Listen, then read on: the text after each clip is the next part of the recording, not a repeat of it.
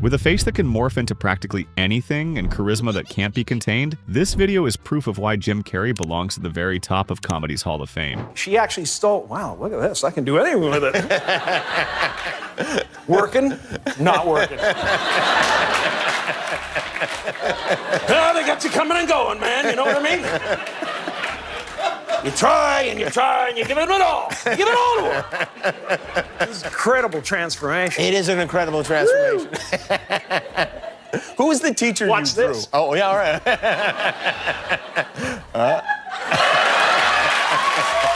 What throws most people off is exactly what fuels Jim Carrey, and this moment proves it perfectly. His father was absent. His mother went into an asylum when he was 14 years old. My fault, sorry. It's pretty stirring stuff. If dating's been a struggle lately, Jim Carrey once offered some very unconventional dating advice. Use at your own discretion. If you want a whole room full of ladies to know what you want, without them getting the wrong idea, walk into a singles bar like this.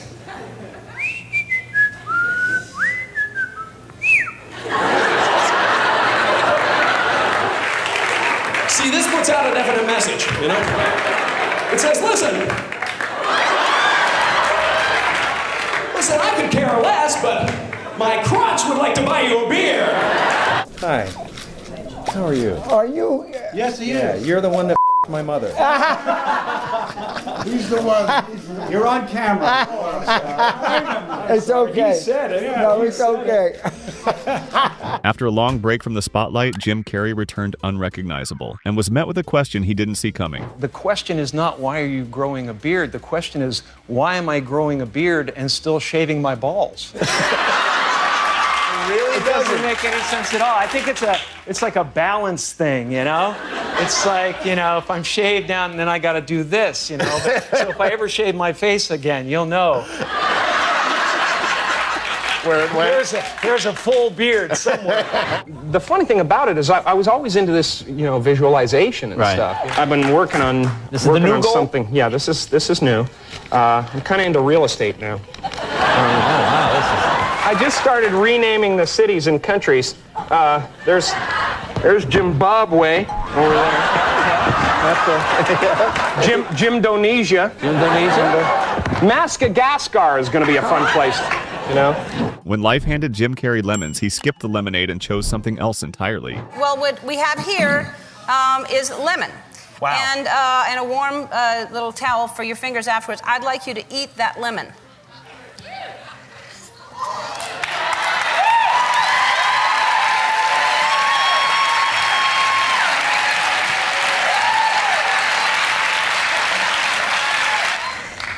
How's that? I made lemonade. Yeah. I wanted to talk to you because you're amazing and I'm so excited for you. Oh, it's thanks. incredible that you've gotten as far as you have with your obvious physical disadvantages. While Jim Carrey has a shelf full of accolades, there was one missing, and safe to say that it deeply bothered him. I'm here tonight to present the Academy Award for Outstanding Achievement in Film Editing. That's all I'm here to do. I didn't expect that to happen. Winning the Oscar is not the most important thing in the world. It's an honor just to be oh, God.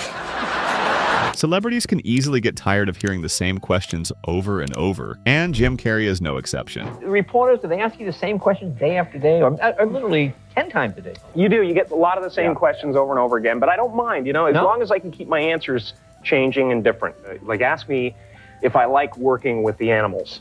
Oh, okay. Now, do you like working with the animals? Is that fun? Yes, I do. Especially the monkeys. They're wonderfully unpredictable. Ask me again. Do you like working? What do you want from me? Yes! I like working with the animals! Kind of like a praying mantis, it just shoves its food into its mouth and little tiny mouth parts break it apart, right? Exactly. That's the move. Very good. So, James, go ahead. Put your hand out, James. For decades, Hollywood has relied upon a special kind of magic to conjure movie heroes of all shapes and sizes. Of course, This magic I'm referring to is LSD. I might be reading that wrong. It's animation.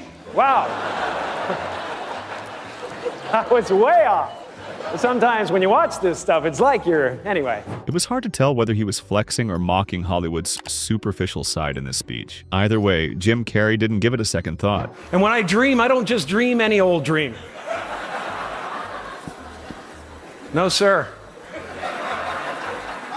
I dream about being 3-time Golden Globe winning actor Jim Carrey. Comedy often hides truth, and Jim Carrey has always used humor to mask real feelings, sometimes with consequences. But we had a thing called the kidding face. The kidding face. The kidding face lets your friend know that you don't really mean what you're saying, and then he does the kidding face back to you, letting you know that that he's understands that you're kidding. Well, it would be like, you're an idiot. Try it, go ahead. You look stupid bald. But being Jim Carrey, he couldn't help himself and flipped the switch in classic fashion. That's just the one thing that I didn't really want you to touch on, and you did. It's all funny, puppet master, you know, running everybody's lives, coming into another country. Ooh, I own the place, big deal. And guess what else? No one likes you, Conan. No one likes you, and you're gonna die alone! They said, just go, it'll be all right. Just get a mustache or something, get a little disguise. You know, so I got this mustache, and I applied it, and I had thick glasses, I had a baseball cap. So I got inside there, and I was doing pretty good. And I was, hey, I'm pulling this off. Maybe this is the way I can live for the rest of my life. I got up to the vendor who's selling all this stuff, and I waited, and he didn't seem to be doing anything, so I looked up, and he was staring at me like this.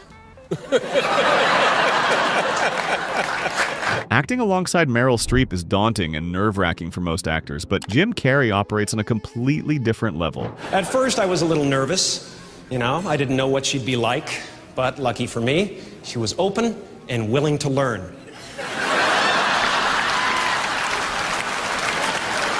Remember the time when you were in the middle of that scene and you were all over the place, hamming it up, eating the damn scenery, and I said, hey, Meryl, less is more. I also want to thank the Hollywood Foreign Press for acknowledging comedy. Jim, you know this. It's weird. Normally they look at comedians as like very special people. Thank you very much. And you allow us to be in the room with the adults you nominate us. You even have a category for us, comedy and dancing.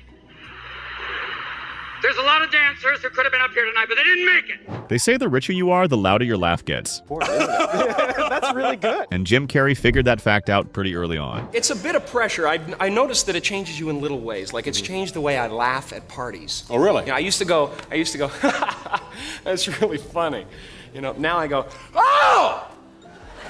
Ah! Oh, beautiful!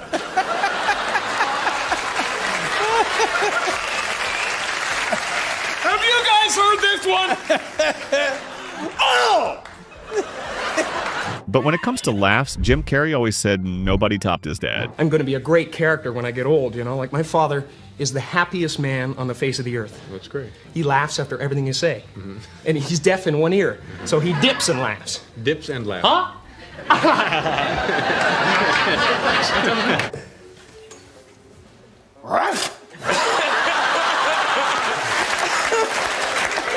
Don't worry about that Ebola thing.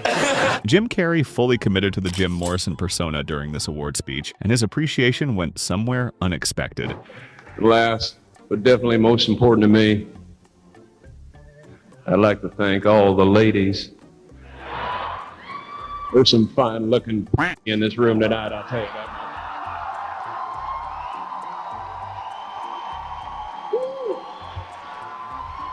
After years of fake headlines, Jim Carrey started turning gossip into comedy, showing just how nonchalant he really is. I want to tell people that if you go to a newsstand and you read about me in these rags, you know, 90% of what you're reading is absolute garbage. It's total fabrication. Really? Check it out. Said to be romantically involved with Dumb and Dumber co-star Lauren Holly. Now, I don't know where they dream this stuff up. I mean, so we sleep together 4 or 5 times a week. Does that mean we're romantically involved? Of course not. No. We're just good friends. You're a granddad, unbelievably. I am a granddad, Yeah, yes, granddad. I am. But I tell him, don't call me grandpa, because every time, and it's hilarious, because he'll just keep doing it because it bothers me. You know, I say, don't call me grandpa, and he'll go grandpa, and every time he calls me, I get a little older. Who are you? But I go out and I meet people, and it's always cool. You know, most of the time, you know, every once in a while there's somebody who asks for a little too much. You know, Like, say, what do you mean? Like more than an autograph? yeah, well, they'll say something like, hey, wait here. I'm gonna go have some kids, then bring them back to meet you. No. Or you know, something like, oh, Mr. Carey, if my friends would kill me if I ever told them that I met you and I didn't get your underwear. Come on! Get those hands off! Jim, let's talk about your childhood for a moment. I imagine this was an extremely painful time for you.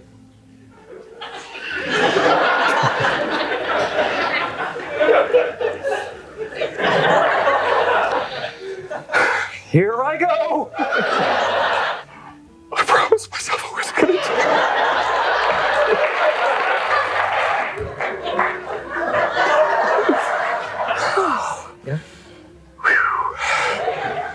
I gotta work on it. Picking a celebrity dinner guest? Anthony Hopkins' death stare probably puts him near the bottom of the list, and Jim Carrey can confirm. Yeah, I once had dinner with Anthony Hopkins. I invited him over for dinner, and he accepted. Yeah. He came over, and we had dinner together, and I told him that that's how I approached Ace Ventura. It was a smart bird, and he went, I do that. Hannibal Lecter was a cross between a crocodile and a spider with infinite patience, infinite time to just wait for the perfect moment to strike. And frankly, it got a little creepy. Yeah. It really did. It started getting creepy. I started going, more roast beef, man? There's plenty in the kitchen. You know, their parent says, you know who that is? That's the Grinch. And I go, I must find a way to stop Christmas from coming. Hope you enjoyed this one.